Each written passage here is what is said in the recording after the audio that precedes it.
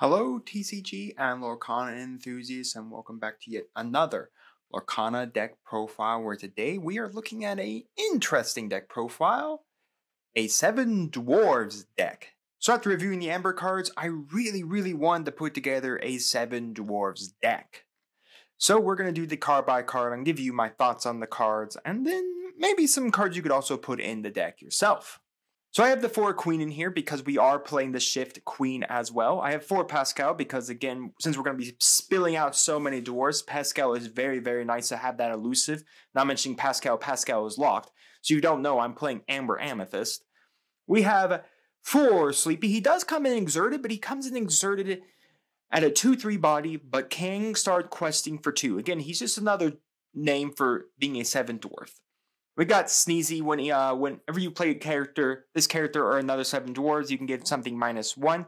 So that's very nice, just kind of giving those minus and negatives everywhere, especially when combined with the Queen Shift. We have 2 of the Snow White that heals 2 damage off a chosen character. We're playing 4 of the mandatory Snow White that decreases all the costs of your 7 dwarves. Very good, because we're going to need to spell out a lot of 7 dwarves to really do anything. We have Doc here for whenever he quests. You get to play 1 less for the next card you play, so this is very nice for practically the entirety of the deck. He just reduces all the cost of everything, so it's really nice to combo that with multiple maybe Snow Whites to reduce all your dwarves down to even 3. We have 2 Dopey. Whenever this character is banished, the 7 dwarves character gets +2. The characters I didn't really put like at 4 ofs were Sneezy, Dopey, and Happy. They're not the strongest of the dwarves, but you need them in the deck just because we need dwarf names. I'm running, of course, the 4 Maleficent. We like to draw cards. I'm running 3 Rafiki for control, especially on the aggro decks. We're playing the 4 mandatory Bashful. This is why we had to play so many 7 dwarf names, because Bashful only starts questing if there's another 7 dwarves on the board. So in essence, that's what we kind of want him to do. We want him to be there so he can quest at 3 lore at a 2/5 body. Grumpy, we're playing 4 Grumpy because if we can get Grumpies all over the board, all our dwarves just become massively strong. In essence, if you have 2 Grumpies, you're getting a +2 on everything. So Bashful's become a 4/5. Sleepy's become a 4/3. So it's very nice to have these characters at such good power level. Anyways, because we're playing Amber, Rapunzel is pretty much a required here to heal 3 damage, especially we want to heal it off those Bashfuls so we can constantly keep Bashful alive.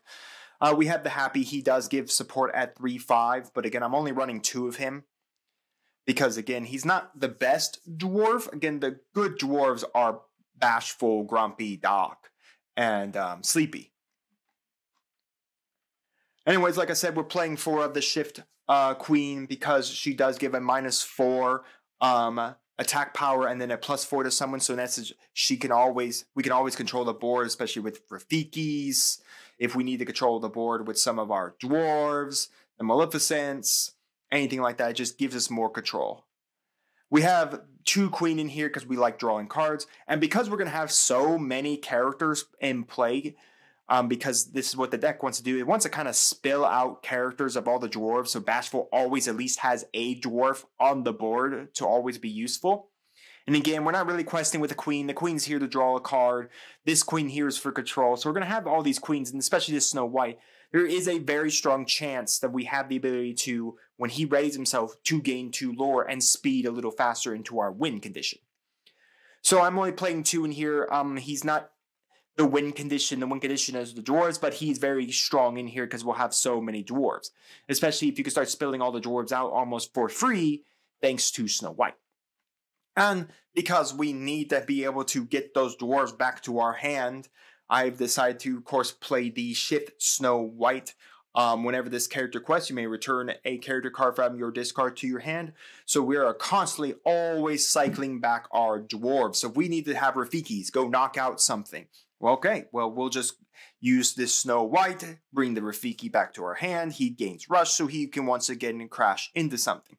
Now, mentioning this combo is great with the Queen, because if the Queen quests, we can basically give something -4 and +4. Like we can bring Rafiki in, quest with the Queen. The Queen gives us a 2. We can give the Rafiki the more power and -4 to our opponent's character. And Rafiki just going to run over everything. And then for our songs, we're playing the mandatory Friends. We like to draw 2 cards. Again, this combos perfectly with Maleficent. You go Maleficent, draw a card that turn, then you'll go next turn, sing with the Maleficent to draw 2 more cards. Just very strong. We're playing Amber, so I'm putting in the 3 lanterns here to reduce cost. And I wanted to put in the Wood Cauldron just so we can scry the top of our deck and look for, say, our Dwarves, our Christopher Robins.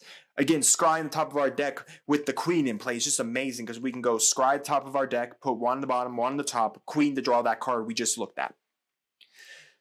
So in essence, we're constantly always cycling our deck. So yeah, that is my deck here. Cards you could put in here, you can always buff up the Dwarves like Sneezy and Dopey and Happy if you really want to play more Dwarves. I'm trying to think what else in like Floodborn. If you really wanted to play like Mickey Mouse, I don't think he's too bad because then when he quests, he does reduce something by 3, so that's not too bad of a card to play.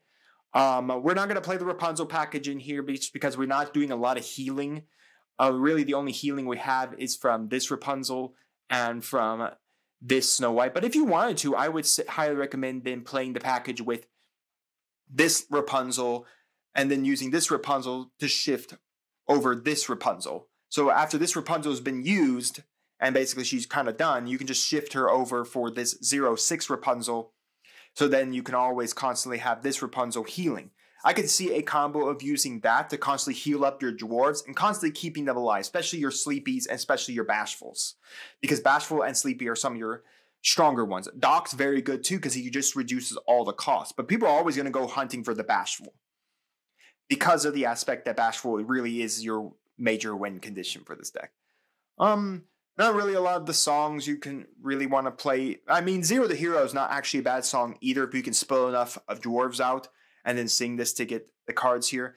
Not really much out really in the Amethyst Floodborn engine. I could say if you really wanted to play Pinocchio, go ahead and play Pinocchio, but this deck is based around the 7 Dwarfs, not really around Pinocchio, but Pinocchio is an annoying target for your opponent to have to go after.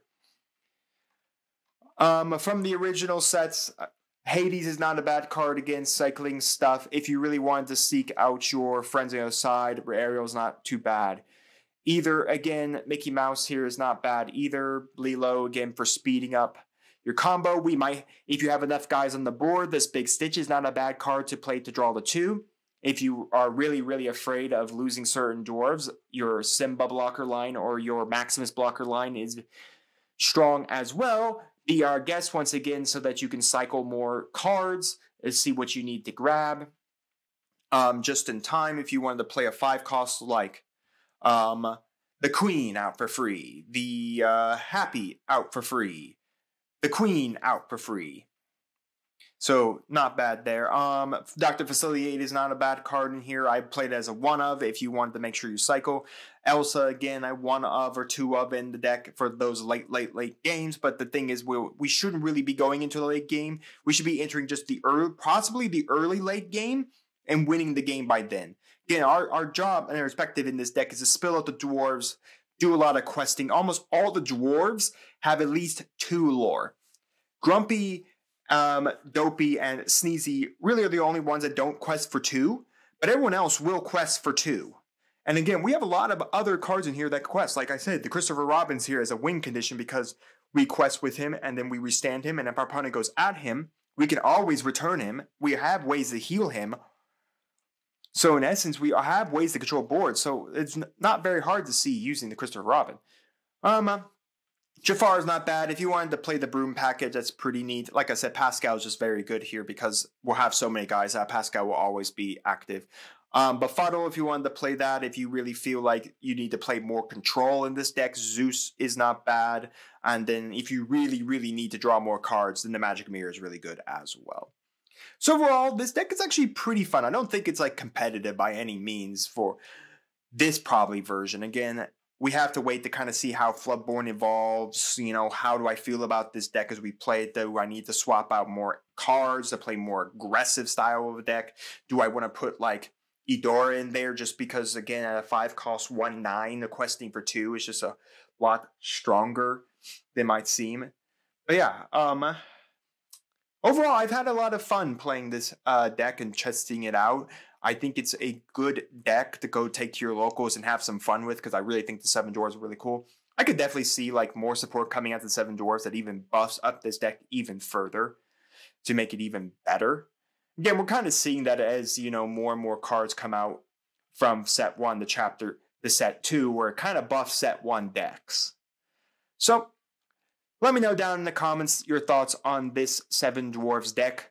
What Seven Dwarf cards would you play from the Amber engine or all Amber cards? What engine would you rather play with? Are you doing Amethyst? Are you doing Sapphire, Emerald? Let me know all of that down in the comments. I could definitely see you playing in the Emerald engine, so you can play a much more aggressive Emerald deck using like Dwarves with a slight hand control engine in there is pretty interesting. But let me know all of that down in the comments. And while you're commenting, do make sure to like the video. Make sure to subscribe to the channel and make sure to ring the bell so you get notified when my videos go live for you. And we'll see you next time on Mama Dragon's TCG.